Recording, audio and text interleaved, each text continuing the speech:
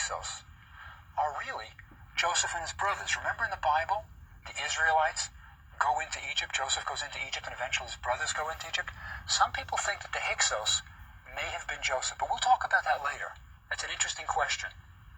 But these Hyksos seem to be happy ruling from the north, staying in the delta.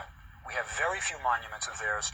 The excavation hasn't revealed as much as we'd like. I mean, for example, as you know, I'm a mummy person. You know, my specialty is mummies. One of the things I would like to know is, did they mummify their dead? We don't have bodies yet of Hyksos. We don't have Hyksos kings, you know. All we have are these little scarabs with scroll-like designs. I'm hoping somebody will be found intact. But you see, in the delta, it's moist. The flesh is going to be gone. I'm pretty sure. And I'll probably never find that out. But anyway, the Hyksos, anyway, are eventually overthrown. That's the good news, and that's the part of the story I like. That's our third section for today, where I'm going to try to show you that Egypt eventually, I mean, it's really a battle, but they eventually kick the Hyksos out. Now, that's the story of Dynasty 17. Now, you'll notice I've talked about Dynasty 13 and 14, showing that there's a decline.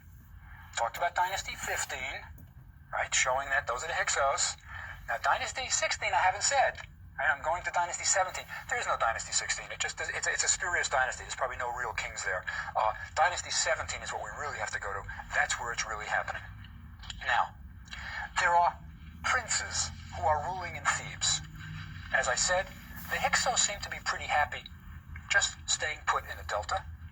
But in the south, Thebes, which is a good-sized city, is being ruled by Theban princes.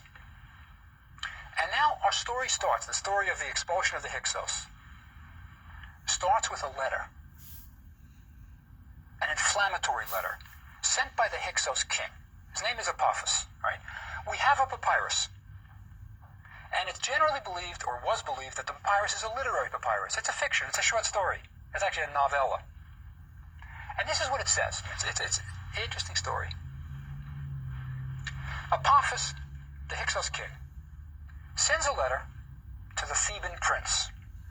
Now, the Theban prince's name is Seqen-enre Tao II. We just call him Seqen-enre. And it says, now remember, they're 500 miles apart, right? The delta is in the north, Thebes is 500 miles in the south, and it says, the hippopotami in your pools are keeping me awake at night. They have to be silenced. Yeah, what does that mean? It's certainly inflammatory. We just don't quite understand what it means. But this is the papyrus that we have. What is Seqen-enre's response? Gets an army to march north. What happens? We don't know.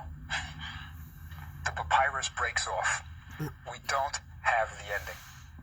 Let me say one thing about papyrus. It's important. I will get to a suggested ending, I promise. But you have to understand something about papyrus. It's one of Egypt's great contributions. It's the first paper in the history of the world. It's made by taking a stalk of the papyrus plant. And papyrus used to grow wild in Egypt. It doesn't grow wild anymore. Right? It's all cultivated for tourists to make new papyri to sell.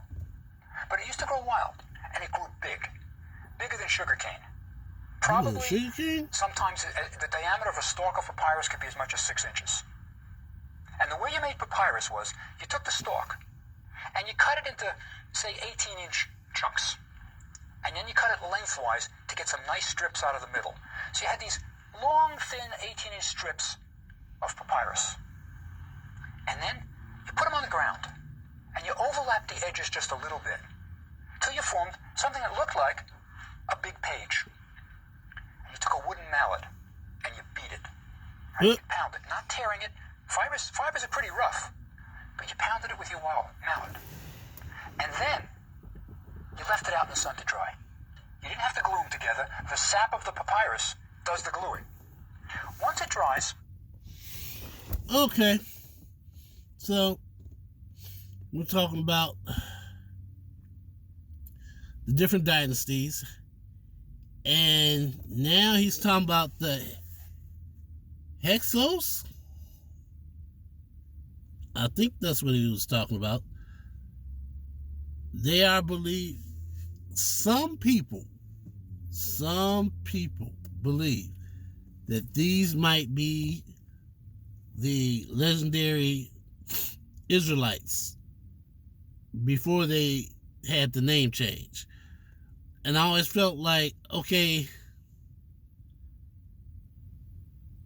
we know that the Israelites were the first mainstream Jews, but we also know that their name was changed to the children of Israel. So, who was Israel originally, and who were that group of people? What was their name before they became the Israelites? Because these people have always existed. They just didn't have the same name. So what name did they go by before? You know? These are questions that I would like answered. Sorry for the shaky cam. My equipment broke. So my stand broke, so I'm doing the best I can. Alright, well, that being said, let's get back to it. You cut it into a page size. Nice, neat trimming. You know, that paper cutters, the equivalent to paper cutters. And then you take a stone, a smooth stone from the river, and you burnish it, you polish it, to get it smooth, so you can write on it. Right? This is what was used in ancient Egypt for a lot of records. Now, the great thing about papyrus is, if it's in the south, where it's dry, it'll last forever. That's why we have so many papyri.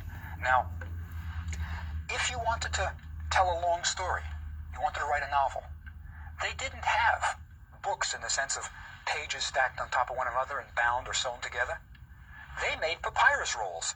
You could take this 18-inch page, glue it to another one, and you have two. Glue as many as you want. Papyrus is pretty flexible. You can roll it. And that's how they kept it. You know, I don't know when the first bookshelf was invented, but it wasn't in Egypt. They had little niches for putting papyri in. But they had big rolls of papyri. So if you had a story like this one, where Apophis is writing and saying, you know, you hippopotami keeping it, it's a long story, you wrote it on a papyrus roll, and you rolled it up. But what happened over the thousands of years, and this is common to all our papyri, and this is why we don't have the ending. The parts of the papyri that are damaged most readily is the first and the last page. The first page is on the outside. That gets bumped around, knocked, right? And the last page is all the way on the inside, and it's coiled so tightly that sometimes it cracks and breaks. So very often in a papyrus, we do not have the beginning and the end. This is a papyrus where we just don't have the end. Later I'll be telling you about how you write on papyrus and even telling you how to write your own names better than I suggested before. But what happened to the ending of this papyrus? Is there any way we can figure it out? The answer is yes, I think so. We have the mummy of Seqen-enre Tao, the prince who marches off to do battle with Apophis. His mummy exists. It's in the Egyptian Museum in Cairo in the mummy room, and you can go and see it. And it's an amazing thing to see. It's not your ordinary mummy. If you look at the mummy's head, and that's what I really want to talk about. We'll talk about the mummy's hands too, they're important. But if you look at the mummy's head, you will see that there are wounds. Many wounds on the head. It's almost hard to orient yourself. You can't quite make out where the eyes are. There's a large opening in the skull on the forehead. There's a couple of puncture wounds behind the ear. This is a mummy that died violently. There's no question about it. And the suggestion is, I mean, it's been suggested that he died in battle. And I think that's certainly possible. Let me tell you why it sounds like he died in battle, but I'll give you one reason why maybe he didn't, but certainly he died violently. The wounds look like they were made from spears being thrust in and perhaps axes. It's like an axe wound type thing. Forensic people all would say the same thing. The one reason I'm a little hesitant to say he died in battle, really fighting his way, with Apophis, is that usually when you get people who die violently like this, you get broken arms. Because as blows are being, your tendency is to put your arm up and fend off the blow with your forearm. And usually when you get violent head wounds, things like that, you also get arm. It may be, though, that perhaps one blow does it. You know, he's hit from behind, he goes down, and then while he's on the ground, people are doing him in. But certainly several people were responsible simultaneously for the death of Second in Ray. So I think he may indeed have died in battle. Now, we have his mummy. It's interesting. They brought him back to Egypt for burial, right? I mean, they brought him back to Thebes. He dies probably in the Delta, and they're bringing him back for a proper burial. But you know, they couldn't do it properly. They didn't have the embalmer's workshop in the Delta. So they bring the body back as best they can. They put some spices inside the body cavity, but he's never really fully embalmed. It's sort of like almost like a battlefield embalming. They're doing the best they can. Sometimes in surgery, you know, you do the best you can. It's an amputation that's done quick and dirty, not easy. But things on battlefields can't be done easily. So they do the best they can, but they bring their pharaoh back. But remember, it's going to take a couple of weeks maybe to get him back to Thebes. It's a long haul. It's 500 miles. So we have the mummy of Second Ray, and it suggests he dies in battle. Right? Not a happy ending to the papyrus that's damaged, but there is a happy ending, at least for me, because I love Egypt. He has two sons, Kamos and Amos. Right?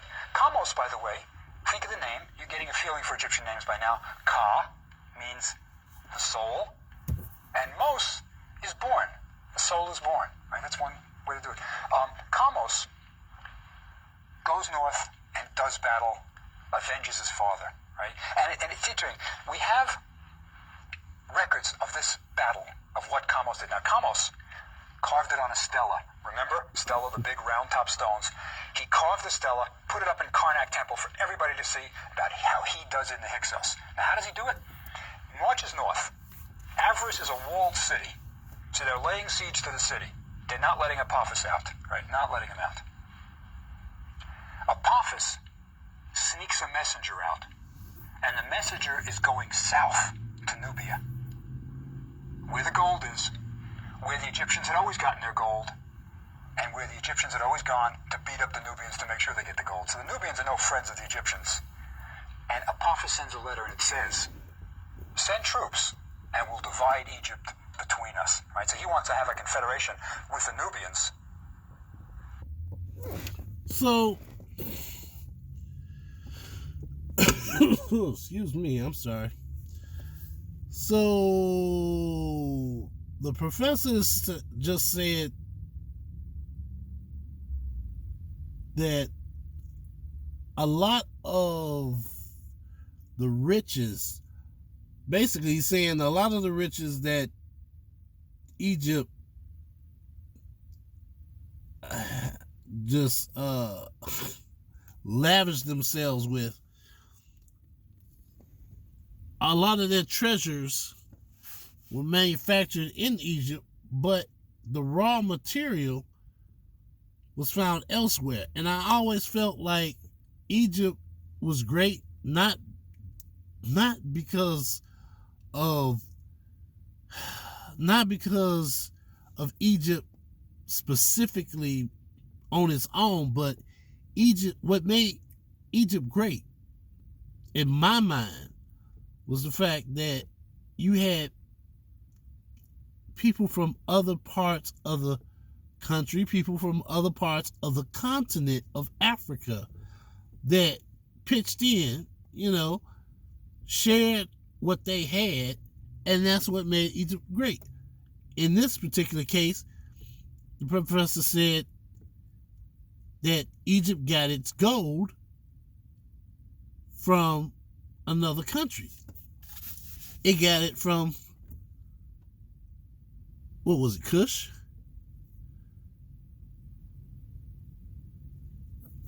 So, that being said, I might have got that wrong. It might not have been Kush, but it was south of Egypt, definitely. But yeah, But they don't always tell you this in the history books. When I was coming up, they didn't mention all this stuff. They barely mentioned Egypt at all. And like a lot of people, I learned about Egypt from movies. Charlton Heston was a good actor, but come on now. You talk about rock and roll and rap music and how it's tearing down the society and destroying young minds. No, what you and your people did are tearing down young minds because we're not being properly educated. So now we got to educate ourselves, and that's rough when you don't have a lot of material to go on. But yeah, a lot of what made Egypt great was the combination of different people from different areas of the country and the continent of Africa coming together to make something great.